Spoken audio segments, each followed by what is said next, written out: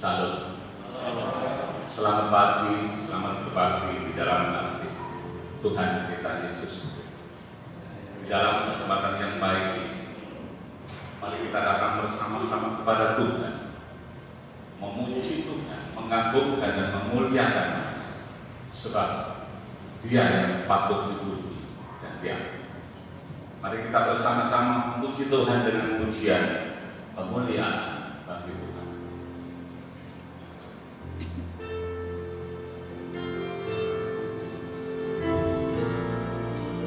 Mari kita bersama-sama mengucap untuk kami sendiri. Kita puji Tuhan dengan pujian.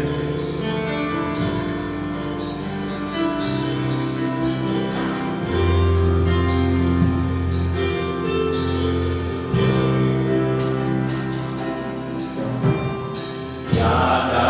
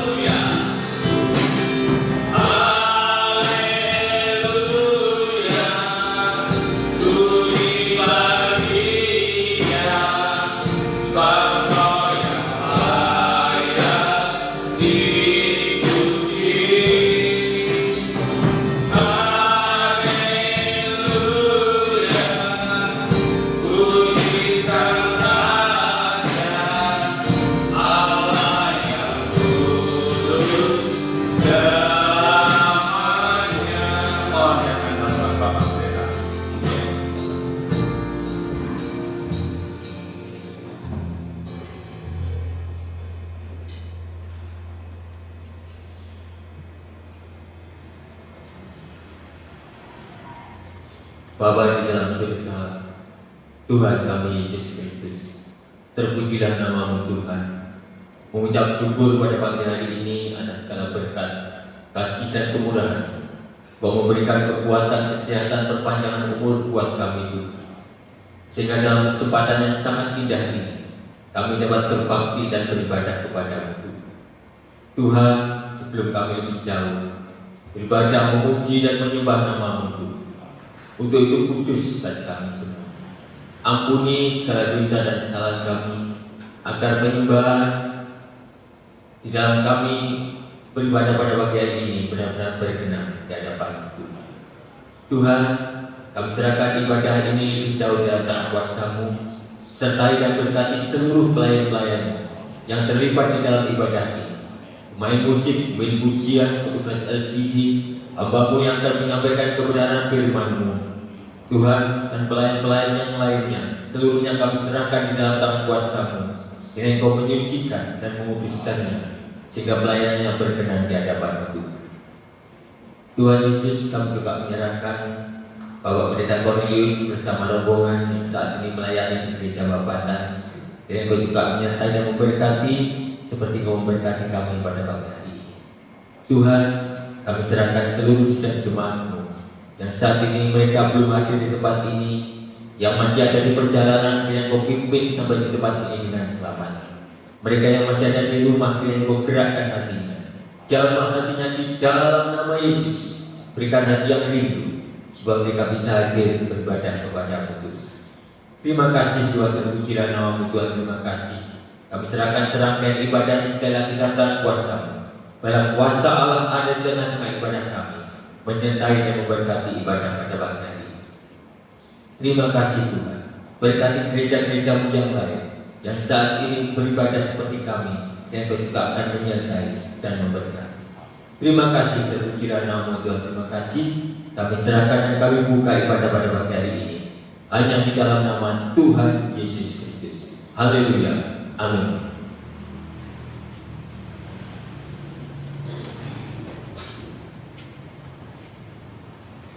Salam. Selamat pagi, selamat berbakti dari kami ucapkan, dan kami sampaikan selamat datang untuk beribadah pada pagi hari ini. Kita bersama-sama memuliakan. Di dalam kesempatan yang baik ini, kita akan memuji Tuhan dengan pujian bahasa daerah. Monggo proponco, kita sareng-sareng memuji wonten kersanipun Gusti Yesus. Monggo sedaya sedherek kula atur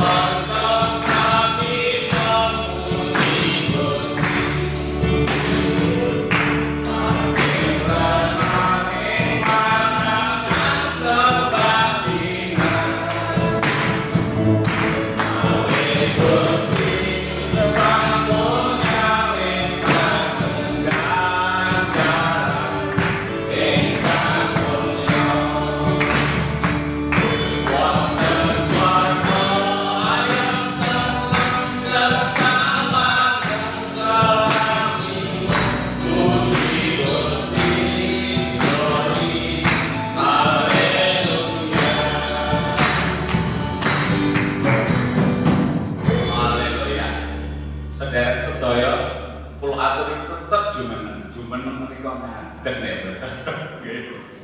Anak-anak muda mungkin belum tahu, saya tadi bilang jumeneng tetap dulu, tidak apa-apa, kita belajar kan ya, belajar. Haleluya, puji Tuhan. Tetap kita memuliakan Tuhan, Romo ya.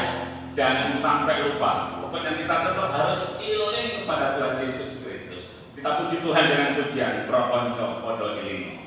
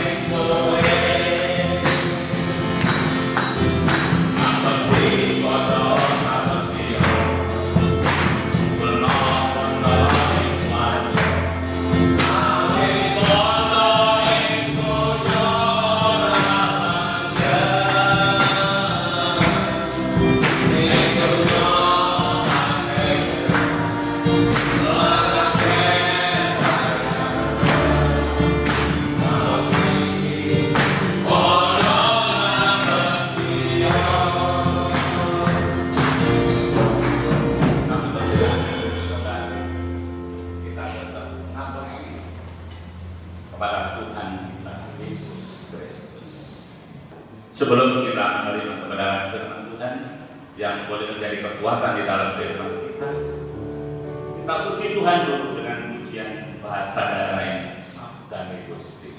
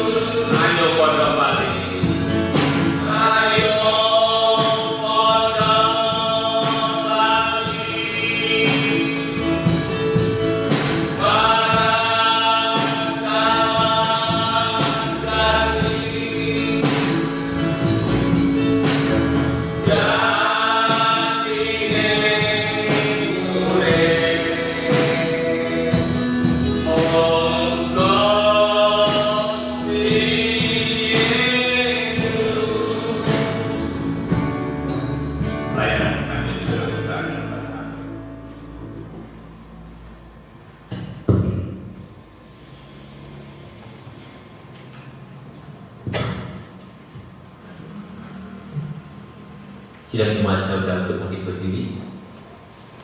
Saya undang Bapak Bambang berdoa untuk penyampaian firman Tuhan.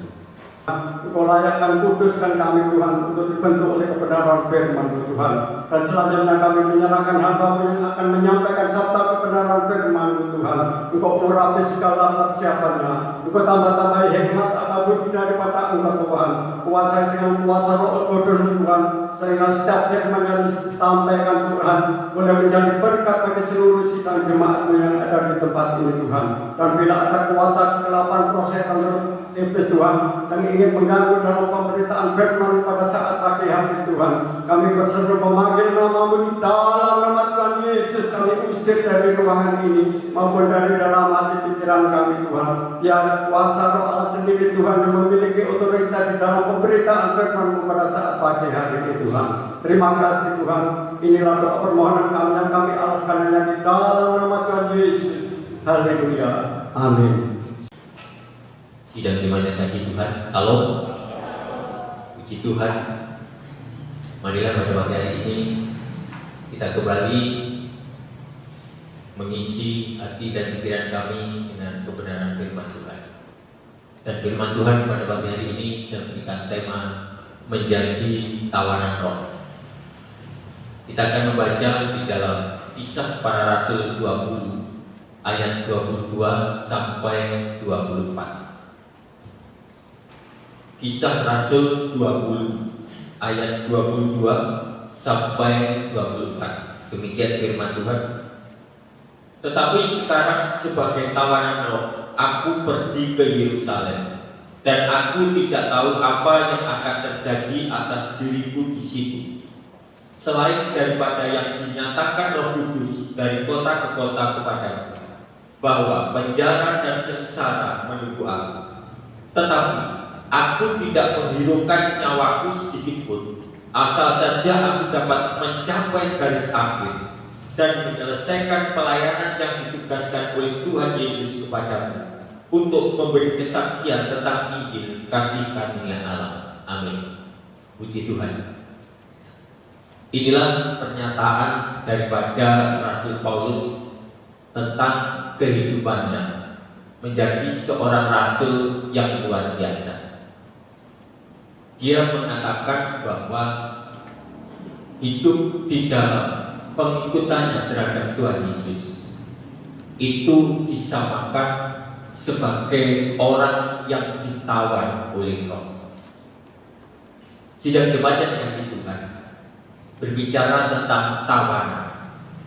Seorang tawanan itu sudah tidak mempunyai hak sama sekali untuk menentukan sikap, untuk menentukan apa yang harus dia berbuat, apa yang harus dia lakukan. Jadi seorang tawanan itu harus menjadi seorang yang patuh taat terhadap seorang yang menawan. Jadi sudah tidak bisa menentukan sikap apapun. Sehingga di sini Rasul Paulus mengatakan dia harus taat kemana Roh Kudus itu akan memerintah. Nah, seorang Paulus adalah seorang yang luar biasa, saya katakan, sebab dia tahu apa yang dikehendaki oleh Roh Kudus. Dia mendengar dengan apa yang dikatakan oleh Roh Kudus. Sidang jemaat yang dikasihi Tuhan, ini bukan berarti Rasul Paulus ini menjadi orang yang istimewa dari semua orang. Sebenarnya semua orang itu sama di hadapan Tuhan. Nah, kenapa Rasul Paulus menjadi orang yang istimewa? Karena Rasul Paulus menempatkan diri sebagai orang yang taat dan patuh kepada Tuhan. Itu yang membedakan. Jadi yang membuat perbedaan Rasul Paulus dengan orang-orang lain bukan Tuhan yang membedakan, tetapi dari pribadi Rasul Paulus sendiri. Sehingga dia dapat benar-benar mendengar dan tahu apa yang dikatakan oleh Roh. Begitu juga sidang jemaat yang dikasih Tuhan. Mungkin jemaat di Bukit Sion ini ada kurang lebih 100 jiwa. Tentunya tidak semua sama. Tidak semua sama kondisinya. Ya. Ada yang taat, ada yang patuh, ada yang biasa-biasa, dan ada yang luar biasa, malasnya. Jadi gak sama. Ya. Jadi sebenarnya yang membuat kondisi menjadi orang yang baik itu bukan Tuhan, tetapi diri kita masing-masing. Nah, di sini kita diajarkan untuk menjadi orang-orang yang meneladani apa yang sudah dilakukan oleh Paulus. Mungkin kita tidak bisa menjadi tawanan roh 100%. Mungkin kita belajar menjadi tawanan roh dan seberapa kita mampu. Tetapi kita harus berani belajar seperti apa yang diteladankan oleh Rasul Paulus. Nah, kalau Rasul Paulus ini memang sudah menjadi tawanan roh 100%. Kenapa saya katakan 100%? Coba kita baca di dalam ayat 23. Selain daripada yang dinyatakan Roh Kudus dari kota ke kota kepadaku, bahwa penjara dan sengsara menunggu aku. Rasul Paulus tahu bahwa apa yang akan dia hadapi atas perintah dari Roh itu, yaitu penjara dan sengsara. Secara manusia bisa saja Rasul Paulus gak nurut, karena pada saat dia pergi ke Yerusalem nanti, yang dihadapi itu adalah penjara dan sengsara. Tidak ada manusia yang mau sengsara. Tidak ada seseorang pun yang mau dipenjara. Tetapi Rasul Paulus karena dia taatnya akan Roh untuk menyampaikan berita kebenaran yaitu Injil, sehingga yang namanya penjara, yang namanya sengsara itu tidak diperhitungkan oleh Paulus. Paulus lebih taat kepada perintah Roh itu, sehingga dia mengatakan dia sebagai tawanan Roh, dia harus berjalan, bekerja sesuai dengan perintah Roh itu untuk menyampaikan berita kebenaran ini. Walaupun penjara dan sengsara itu nanti yang akan dia dapat. Lebih daripada itu, ayat 24 mengatakan, tetapi aku tidak menghiraukan nyamaku sedikit pun. Jangankan penjara, jangankan sengsara, nyawanya pun Rasul Paulus tidak hiraukan. Kenapa demikian? Ini yang dikejar oleh Rasul Paulus. Asal saja aku dapat mencapai garis akhir dan menyelesaikan pelayanan yang ditugaskan oleh Tuhan Yesus kepada. Jadi inilah keberadaan seseorang yang menjadi tawanan. Dia tidak menghiraukan nyawanya sedikit pun.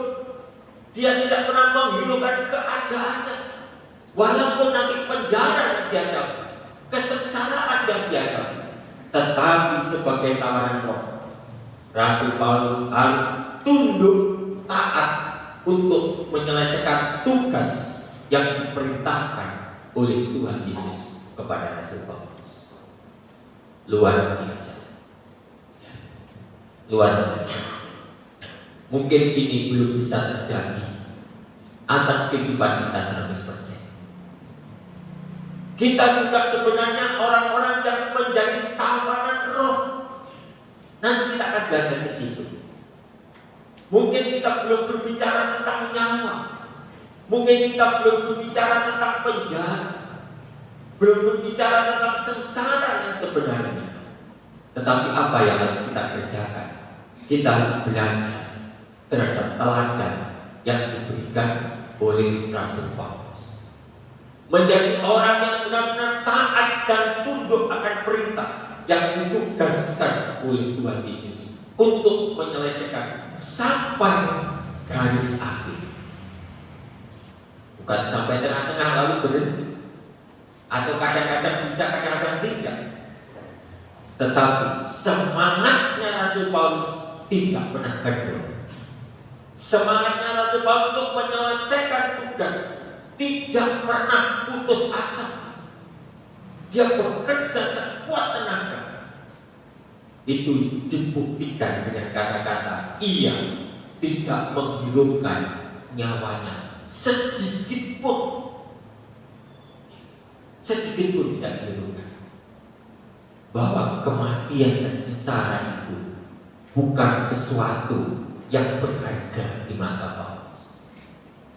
Yang berharga di mata Paulus adalah nama Yesus, pribadi yang memerintahkan, menugaskan Paulus untuk menyelesaikan tugas sampai garis akhir, sampai pada titik darah yang penghabisan.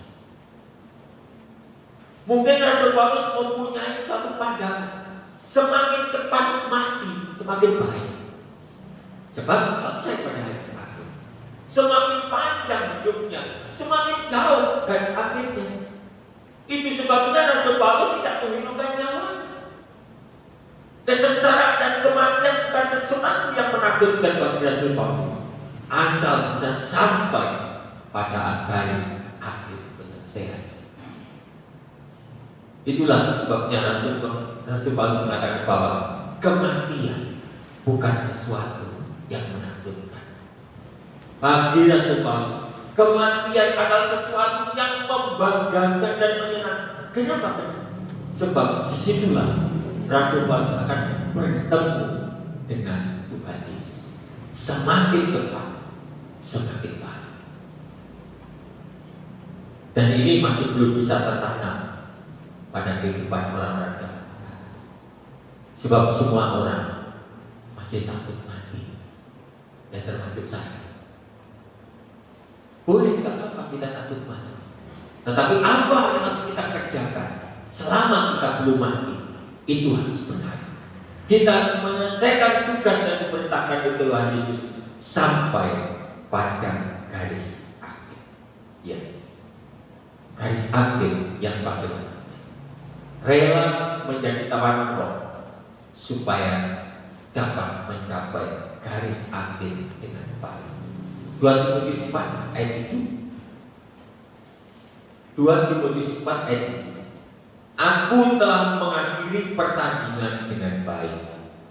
Aku telah mencapai garis akhir dan aku telah memelihara iman. Inilah yang disebut mencapai garis akhir dengan baik, yaitu telah memelihara iman.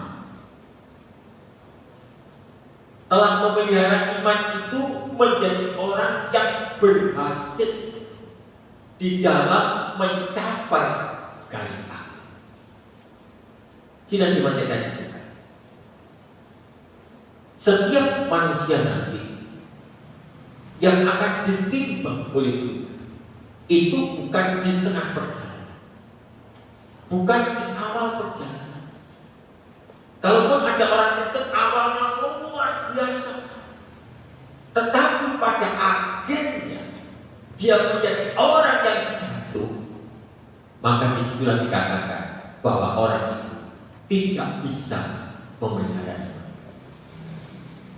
Tetapi orang yang berangkat dengan baik, di tengah-tengah perjalanan iman diisi dengan buah-buah yang sangat baik dan diakhiri dengan baik, itulah yang dikatakan telah memelihara iman.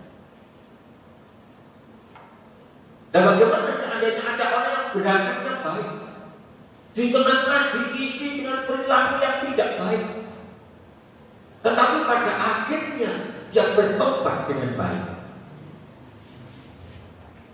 itu masih baik daripada tidak bertobat. Tetapi firman Tuhan yang mengatakan bahwa setiap perbuatan manusia nanti akan diperhitungkan oleh Tuhan. Jadi bukan berarti orang yang berangkat dengan baik di tengah-tengah diisi dengan perbuatan yang tidak baik, lalu mau mati bertobat.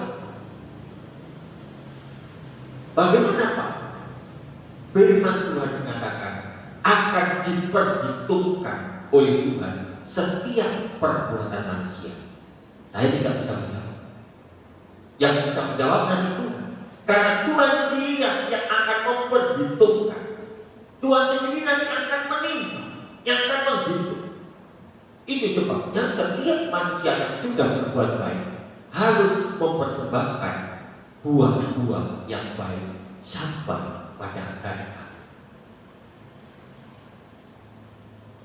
Nah, puji Tuhan. Kita baca di dalam ayat 5. Inilah yang dikatakan proses untuk mencapai garis akhir. Ayat 5. Tetapi kuasailah dirimu dalam segala hal. Sadarlah, sabarlah menderita. Lakukanlah pekerjaan pemberitaan Injil dan tunaikanlah tugas pelayanan. Ini adalah proses untuk menyelesaikan tugas akhir dan telah memelihara iman, yaitu menguasai diri dalam segala hal. Sabar menderita. Dua hal inilah proses untuk mengerjakan orang itu sanggup menyelesaikan garis akhir dengan baik. Menguasai diri di dalam segala hal. Bagaimana? Menjadi orang yang selalu berpadangan dengan perintah Kristus. Itulah menguasai diri di dalam segala hal. Menguasai diri di dalam segala hal itu tidak jatuh di dalam kejahatan, tidak jatuh di dalam dosa, tidak terbawa arus di dalam perbuatan yang salah. Itu yang dikatakan sebagai menguasai diri di dalam segala hal. Sebab diri kita ini adalah dibentuk sesuai dengan firman Kristus. Nah, bagaimana kita harus menguasai diri sesuai dengan bentukan sebagai firman Kristus? Selagi orang itu berlaku tidak sesuai dengan perintah firman Kristus, itulah yang dikatakan orang itu tidak bisa menguasai diri. Jadi orang yang bisa menguasai diri itu orang yang berjalan dengan sangat baik sesuai dengan kebenaran firman Tuhan. Sehingga dikatakan sabarlah menderita. Tidak ada orang yang mau menderita. Kenapa dikatakan sabarlah menderita? Bukankah dikatakan berbahagialah orang yang percaya kepada Tuhan Yesus? Sejahteralah orang yang setia kepada Tuhan Yesus. Diberkatilah orang yang percaya kepada Tuhan Yesus. Kenapa di sini dikatakan sabarlah menderita? Di dalam konteks firman ini yang disebut sebagai sabar menderita, yaitu menderita untuk menahan perbuatan dosa. Sabar menderita untuk menahan keinginan-keinginan untuk berbuat dosa. Orang yang ingin berbuat dosa tetapi dicegah, dihentikan, itu tidak mudah. Orang kalau sudah ingin berbuat dosa lalu ingin berhenti, itu menderita.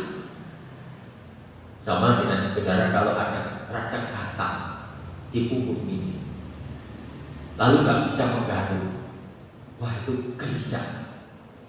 Sampai-sampai mencari alat kalau bisa untuk menggaruk rasa gatal. Salah satu contoh, orang Kristen dilarang merokok walaupun firman gak ada.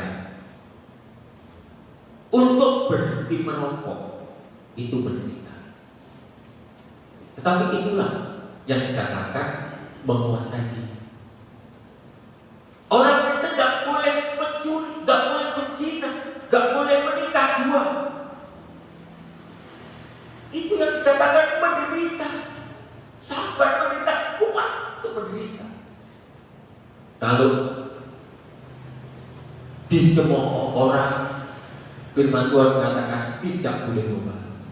Pada saat kau dicaci maki, jangan membalas. Pada saat kau dihina, jangan membalas. Tidak boleh, tidak boleh, ini tidak boleh, ini tidak boleh, ini tidak boleh, ini tidak boleh. Itu yang dikatakan sabarlah menderita. Bukan berarti seorang pengikut Kristus itu harus menderita secara fisik, tidak punya apa-apa, hidup terlunak. Bukan itu. Sebab berbahagialah orang yang percaya kepada Tuhan. Diberkatilah orang yang setia kepada Tuhan. Sehingga orang yang menguasai diri itu adalah orang yang sudah sanggup untuk menghentikan setiap keinginan dosa. Saudara digoda oleh anak, digoda oleh suami, digoda oleh istri, digoda oleh tetangga, yang boleh marah. Firman Tuhan justru mengatakan, berkatilah orang yang jahat terhadap kamu. Siapa yang bisa memberkati orang yang berbuat jahat pada kita? Orang yang bisa menguasai. Itulah yang dikatakan sabar menderita. Sehingga memang konsep menjadi kekristenan itu sebenarnya tidak mudah. Nah, itulah yang dikatakan sebagai tawanan roh. Kalau Rasul Paulus tadi tidak menghiraukan namanya sedikit pun, kita juga harus tidak menghiraukan siapa aku. Seringkali orang itu menempatkan dirinya terlalu tinggi, terlalu gede. Oh, siapa aku? Kamu menghina aku, kamu melecehkan aku, kamu merendahkan aku. Kalau saudara belajar di dalam Filipi 2, Tuhan Yesus sebagai Allah itu tidak menyamakan dirinya sebagai Allah, dan dia menempatkan diri sebagai manusia yang taat sampai mati, merendahkan diri. Tidak ada orang yang mau merendahkan dirinya, tetapi Tuhan Yesus merendahkan diri dan taat sampai mati. Itulah pelajaran kita. Kalau kita sudah melepaskan keakuan kita, maka disitulah kita akan bisa menjadi orang yang dapat menguasai. Disitulah kita akan dapat menjadi orang yang sabar menderita. Kenapa orang tidak bisa sabar menderita? Karena terlalu besar menghargai dirinya, sehingga tidak bisa menghargai orang lain. Tidak bisa menolong orang lain, tidak bisa mengutamakan orang lain. Kenapa? Karena dirinya terlalu mahal. Padahal hidup kita ini tawanan roh, tawanan Kristus hidup kita. Kita sudah tidak memiliki apa-apa tentang hidup ini. Dan kalau itu terjadi atas hidup kita, maka kita akan bisa menjadi orang-orang yang dapat menguasai diri di dalam segala hal. Maka yang ada di dalam hati kita bukan mengagung-agungkan siapa aku, bukan membesar-besarkan ini loh aku, tetapi yang terjadi di dalam hidup kita, yang diagung-agungkan adalah kuasa Kristus. Kebesaran nama Tuhan itulah yang diagungkan, dan kita harus meneladani apa yang sudah diteladankan oleh Tuhan Yesus Kristus. Dia merendahkan diri sebagai manusia dan taat sampai mati. Dan Tuhan Yesus mau rela mati untuk orang yang salah, untuk orang yang berdosa. Seringkali kita tidak mau mengampuni orang yang salah pada kita. Seringkali kita tidak mau berbuat baik orang yang kita pandang salah. Oh, apa kamu itu sampah? Kamu itu orang yang sudah salah terhadap aku. Itulah manusia. Tetapi justru teladannya Tuhan Yesus, dia berkorban, dia mati untuk orang yang salah, bukan orang yang hebat, bukan orang yang baik dan bukan orang yang benar. Sidang Jumat yang dikasih Tuhan, mari teladan Kristus ini kita tempatkan di dalam hidup kita. Ya, lanjut. Kita lihat posisi kita di hadapan Kristus. 1 Korintus 6, 19-20. Inilah posisi kita di hadapan Kristus. Kalau Paulus tadi mengatasnamakan dirinya sebagai tawanan roh, siapa sebenarnya hidup kita? 1 Korintus 6, 19. Atau tidak tahukah kamu bahwa tubuhmu adalah bait Roh Kudus yang diam di dalam kamu, Roh Kudus yang kamu peroleh dari Allah. Dan ini yang harus tahu, bahwa kamu bukan milik kamu sendiri, sebab kamu telah dibeli dan harganya telah lunas dibayar. Karena itu muliakanlah Allah dengan tubuh. Hidup kita ini sudah dibeli oleh Kristus dengan harga yang lunas dibayar di atas kayu salib. Ini sebabnya hidup kita ini bukan milik kita sendiri. Jangan terlalu besar menghargai diri ini untuk bisa menjadi berkat bagi orang lain. Seringkali manusia, seringkali kita tidak bisa menjadi berkat bagi orang lain karena terlalu besar menghargai diri ini, sehingga tidak bisa menghargai orang lain, tidak bisa menjadi berkat bagi orang lain. Saudara, mari kita tempatkan diri kita. Tidak usah diperintah untuk berbuat baik terhadap orang lain, tetapi inisiatif sendiri untuk menjadi berkat bagi orang lain. Kalau kita ingin menolong orang lain, menunggu disuruh, menunggu diperintah, kapan? Itu berarti kita ini masih belum menjadi milik Kristus. Kalau kita sudah menjadi milik Kristus, gak usah berbuat baik itu menunggu diperintah, menunggu disembah-sembah. Ya, gak usah.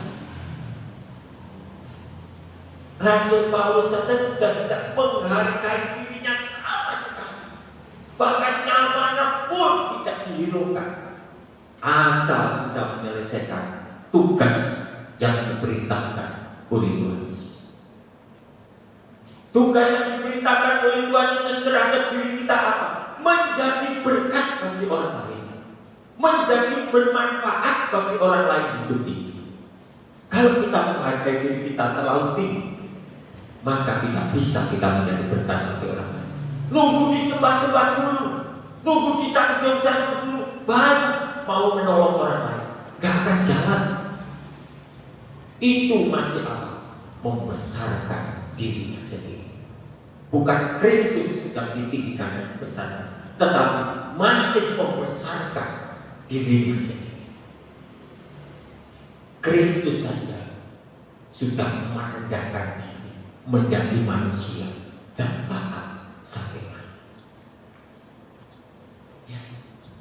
Lalu apa diri kita? Siapa diri kita? Kalau bisa, kita sudah diajar dengan firman-firman-Nya. Kita harus menjadi hamba. Posisi kita itu pelayan. Di dalam kisah Rasul kemarin diajarkan, kita adalah hamba yang tidak berguna.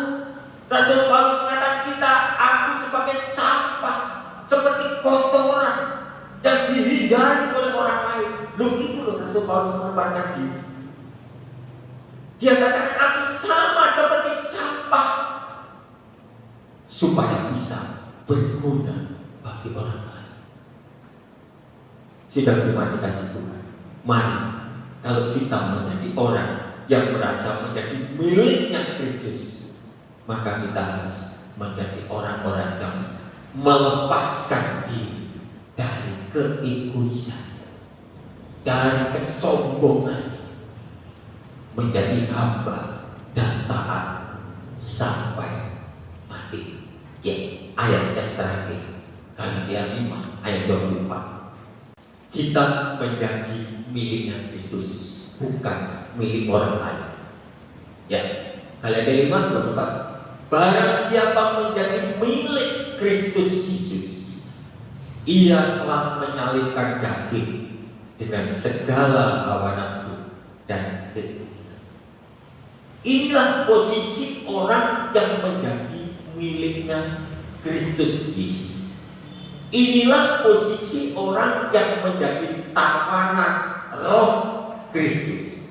Ia telah menyalibkan daging. Ia sudah menyalibkan daging. Jadi kata-kata telah menyalibkan daging berarti sudah bisa menyalibkan daging dengan segala hawa nafsu. Sehingga kalau dibalik, barang siapa yang belum bisa menyalibkan daging dengan segala hawa nafsu, masih ada rasa sombong, masih ada rasa ingin disanjung, ingin disembah, ingin di macam-macam, berarti belum menyalibkan daging. Orang yang sudah menyalibkan daging itu sudah mati. Menyalibkan disalib itu berbicara tentang kematian. Jadi akunya ini sudah mati. Nah, yang hidup adalah roh Kristus. Dan itulah yang akan bekerja di dalam hidup kita, sehingga hidup kita pada akhirnya bisa menguasai diri di dalam segala hal. Selagi sifat kemanusiaan itu belum disalibkan, belum tersalib, belum mati, maka roh Kristus yang dikatakan bahwa kamu adalah bait Allah itu belum bekerja. Itu belum terjadi. Kapan bait Allah itu terjadi dalam hidup?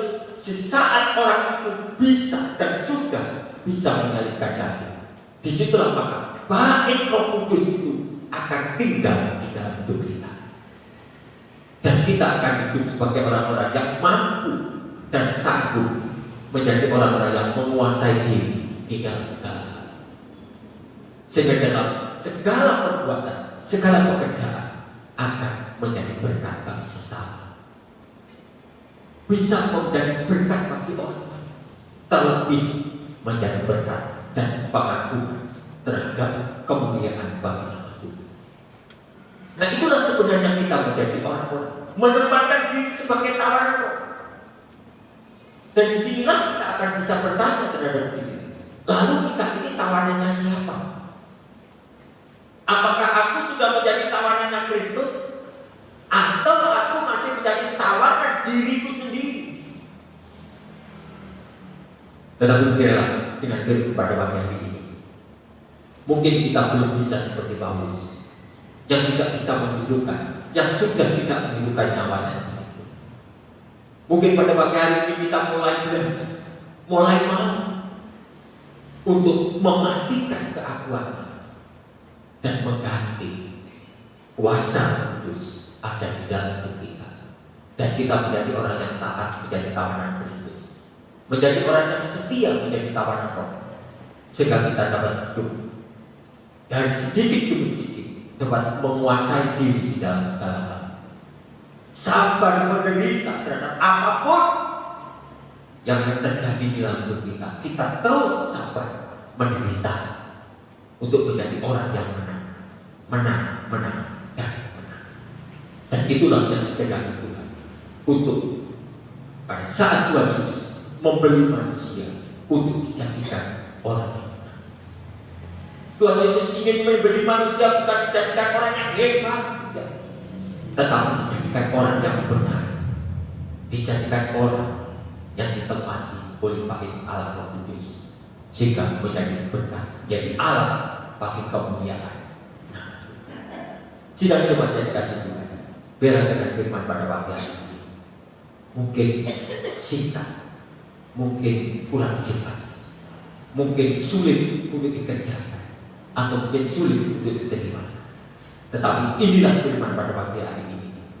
Kalau kita yakin dan yakin, maka firman Tuhan, kuasa Roh Kudus yang akan bekerja di dalam hidup kita dan membentuk hidup kita sesuai dengan kebenaran firman Tuhan.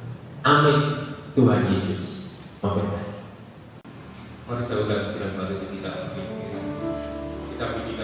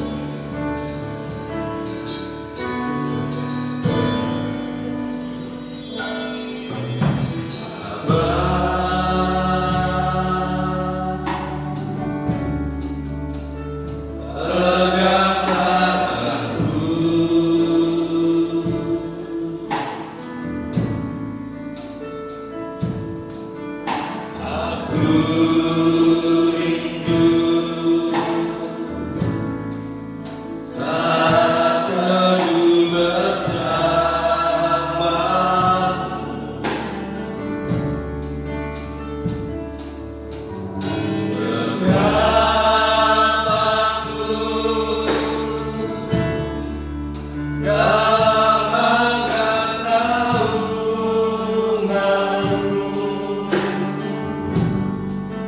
bawa rinduku padamu, masukkanlah altarmu yang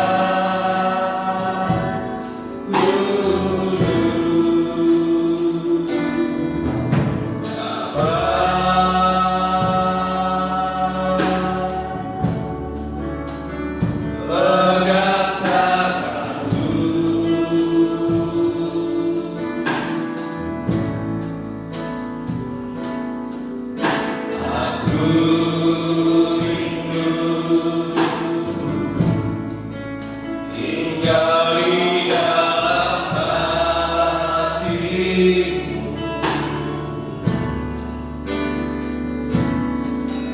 engkau terang yang membuatku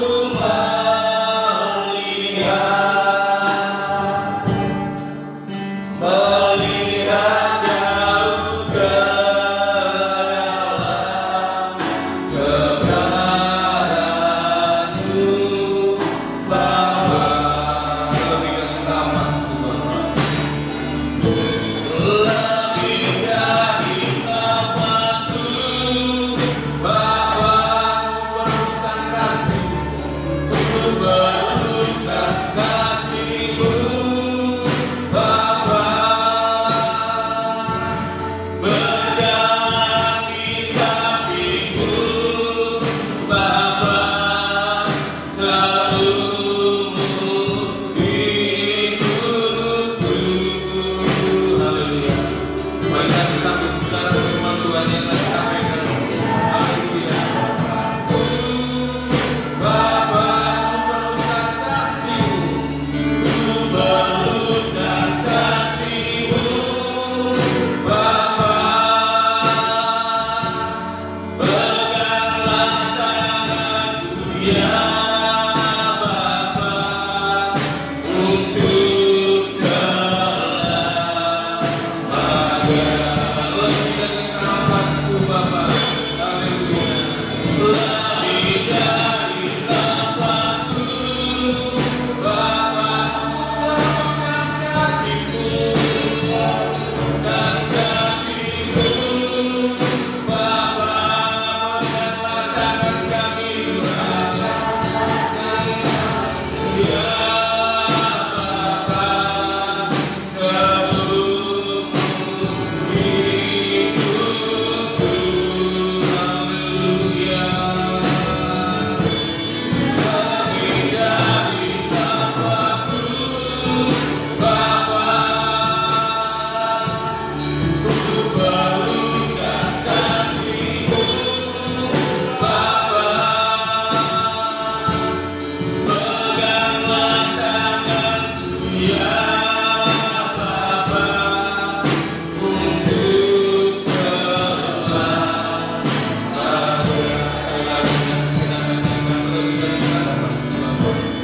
untuk lebih dari nafasku, Bapa. Haleluya. Mari kita terima kebenaran firman Tuhan yang telah disampaikan oleh hamba-Nya. Kita terima, kita tanamkan dalam hati kita bagaimana kita harus hidup sebagai umat-umat Tuhan yang berkenan, semakin hari semakin baik di hadapan Tuhan. Haleluya. Haleluya. Lebih dari nafasku Bapa, lebih dari nafasku, Bapa. Ku perlukan kasih-Mu, perlukan kasih-Mu, Bapa. Peganglah tanganku ya Bapa,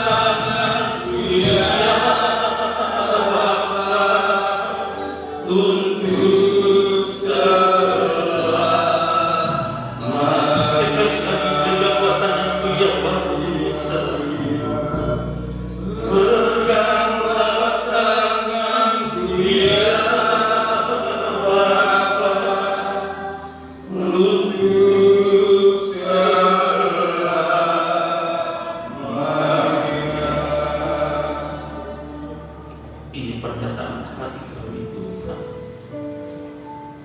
Betapa kami merasa tidak berdaya. Kami bukan apa-apa dan kami bukan siapa-siapa. Kalau kami ada sebagaimana kami ada saat ini, semua karena kasih karunia. Kami izinkan hidup di hari ini, menerima anugerah sehat kuat panjang umur. Semua adalah karena kasih karunia. Teristimewa ketika kami diizinkan untuk mendengar bagian firman-Mu yang menuntun, menggembalakan, memotivasi kami, menguatkan, memberikan pengharapan, di mana kami diharapkan menjadi seperti Rasul Paulus menjadi tawanan roh, yang artinya kami hidup di bawah otoritas Roh Kristus. Seutuhnya hidup kami adalah milik Kristus, maka seyogianya kami harus hidup di bawah kuasa dan otoritas Kristus dalam hidup yang jaya. Kiranya kebenaran firman Tuhan yang telah kami dengar, pelajari, dapat dipahami dan mengerti, dan Roh Kudus berikan kemampuan kekuatan bagi kami untuk melakukannya, sehingga nama Yesus semakin dikenal, banyak orang menjadi percaya, dunia ini diselamatkan, nama Yesus dipermuliakan. Terima kasih Bapa Surga, diberkati bagi setiap kami yang sudah mendengar, diberkati setiap gerak langkah juang kami ke depan, agar kami benar-benar mampu dan sanggup mempraktikkan firman. Jadikan kami menjadi pelaku, bukan hanya sebatas pendengar. Diberkati hamba bersama keluarga dalam tugas pelayanan pekerjaan keluarga rumah tangga, apapun yang dikerjakan, Tuhan buat berhasil. Setiap jemaat yang di tempat ini dalam gumul dan berjuang dari hari ke hari, teristimewa ketika menghadapi wabah virus yang sedang dan terus terjadi. Berikan kepada kami pengharapan, semangat, kekuatan iman, bahwa bersama Dikau kami tangguh melangkah ke depan. Terima kasih Bapa, ini kami yang berserah bersyukur karena kebenaran firman-Mu telah menjadi bahagian kami, menjadi rema yang terbaik untuk kami bawa pulang, kami bagikan kepada keluarga lingkungan di mana kami berada. Di dalam nama Tuhan Yesus, firman kehidupan, kami berdoa dan bersyukur. Haleluya, yang banyak katakan.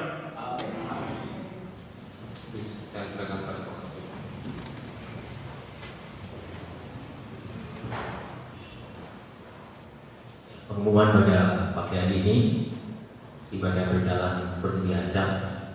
Minggu depan yang perlu diketahui bahwa hari Sabtu nanti ada penugasan nikah, yaitu saudara Andri. Maaf Andri ya. Jadi ada pernikahan saudara Andri dengan saudari Dina yang akan diberkati hari Sabtu tanggal 29 jam 10. Nah, yang diperhatikan bagi sidang jemaat yang bisa dan ingin menghadiri, supaya memberikan nama ke WA-nya Ibu Yanti atau ke grup Bukit Sion, ya, karena ada sesuatu yang sangat penting.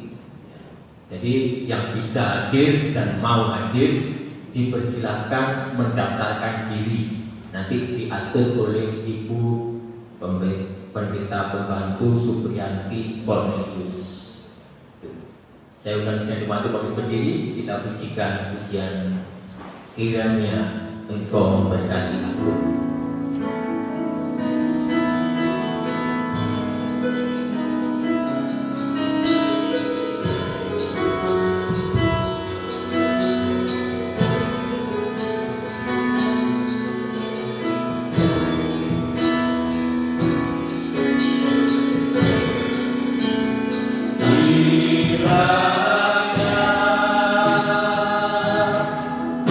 Engkau memberkati aku.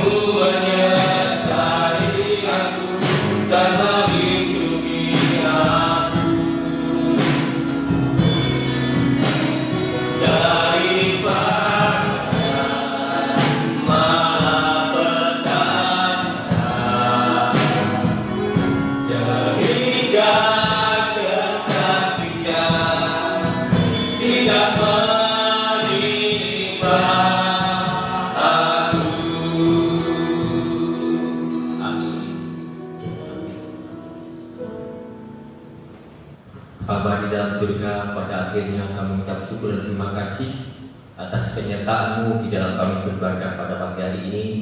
Kiranya Tuhan, dengan apa yang sudah dilakukan di seluruh sidang Jumat-Mu, Engkau sendiri yang akan membalas dengan berkat-berkat yang daripada Engkau. Tuhan, pada pagi hari ini kami berdoa buat pergumulan doa kami, mendoakan buat rencana renovasi tempat parkir yang Engkau menyertai memberkati. Kami yakin dan percaya dengan waktu yang sudah Engkau tetapkan, Engkau akan memberkati setiap apa yang sudah kami rencanakan. Begitu juga Tuhan, kami berdoa untuk jemaat-jemaat yang sudah lanjut usia. Kami serahkan Ibu Gembala Sakarias, kami serahkan Ibu Bapak Budi, kami serahkan Bapak Yakub, kami serahkan Bapak Ibu Supeno, kami serahkan Bapak Ibu Soleman, kami serahkan Ibu Aminah. Mereka-mereka yang sudah lanjut usia ini Tuhan, jamah tubuhnya di dalam nama Tuhan Yesus. Berikan kekuatan dan kesehatan, dan biarlah dengan tubuh yang sehat mereka tetap dapat beribadah kepada Engkau sampai pada akhir hayatnya.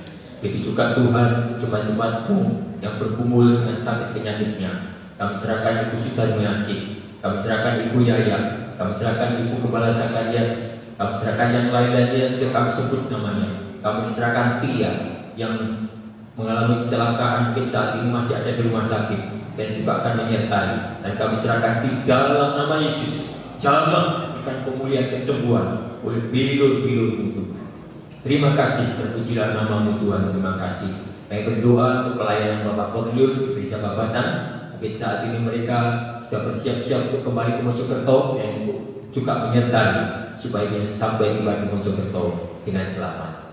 Tuhan, kami juga berdoa untuk bangsa dan negara ini yang saat ini sedang bergumul, sedang Tuhan berusaha untuk menyelesaikan virus corona ini, yang Kau menyertai memberkati. Itu kami serahkan mulai dari Bapak Presiden sampai pada jajaran-jajaran terkait, baik itu di dalam tim kesehatan maupun orang-orang yang ada di dalamnya, yang Kau menyertai memberkati supaya segera dapat membuahkan dengan vaksin-vaksin yang Dia kerjakan dan dapat menjadi obat yang dapat menyelesaikan akan adanya virus ini, sehingga bangsa ini kembali menjadi bangsa yang makmur, bangsa yang kuat sesuai dengan kehendak Tuhan. Terima kasih, kami serahkan semua di langkah kuasa Tuhan.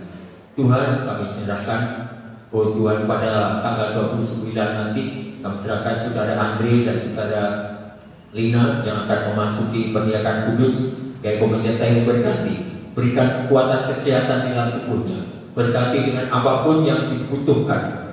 Kiranya Kau mengadakan apapun yang dibutuhkan, menyertai memberkati, sehingga pada saat pelaksanaan pernikahan kudus nanti tidak ada kekurangan sesuatu apapun. Terima kasih semuanya kami serahkan dalam tangan kuasa.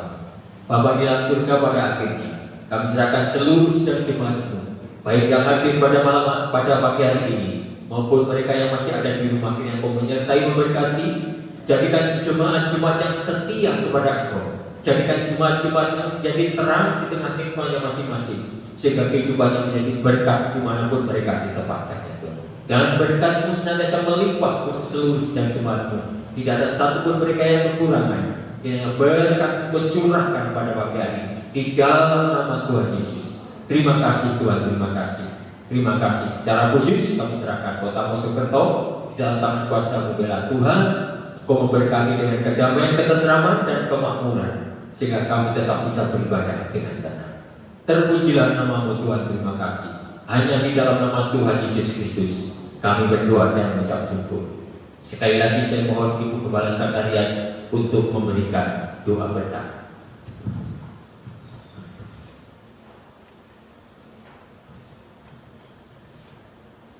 Sidang jemaat kecil kami cinta, mari kita siapkan diri kita untuk menerima berkat daripada Tuhan kita Yesus. Bapak Ibu, saudara-saudaraku, dan anak-anakku yang dikasihi Tuhan dan sangat mengasihi Tuhan, mari bersama-sama kita terima berkat dari Bapa, cinta dan kasih sayang daripada Tuhan kita Yesus Kristus, juga kasih Roh Kudus-Nya, lalu menyertai kita mulai hari ini sampai selama-lamanya, sampai Kristus nanti datang yang kedua kali. Terpujilah